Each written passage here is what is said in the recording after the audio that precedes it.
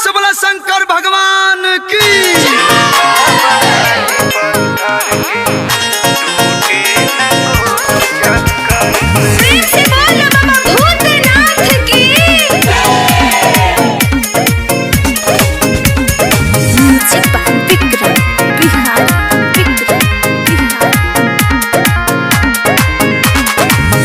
सुनी सुनी भोले दानी हमरा प्यार के कहानी, सुनी सुनी भोले दानी हमरा प्यार के कहानी।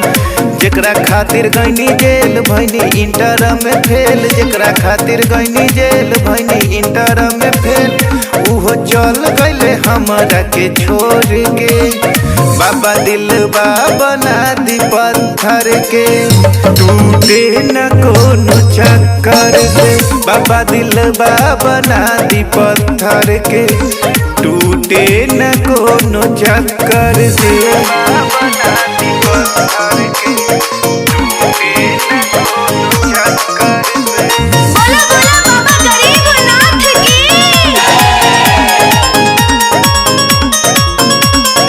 अपने हरदिया लीलस बाबा हमके दर्दिया दिलस बाट हो प्यार के नममा से। अब तो दहिया जाता बाबा काप हो, अब तो दिखे नहीं जैसे मुचोर भईनी। नीक नहीं लागे कुछो ओकरा बिना हम तो कमजोर भईनी। शादी शुदा कहता जबाना हमके कुवार में, शादी शुदा कहता जबाना हमके कुवार में। बाबा दिलबा बना दी पत्थर के, टूटे न कोनो चक्कर से। बाबा दिलबा बना दी पत्थर के, टूटे न कोनो चक्कर से। दिलबा बना दी पत्थर के, टूटे न कोनो चक्कर से। Lavanya recording studio Rasulpur Korigaon Bhagwanpur Vaishali.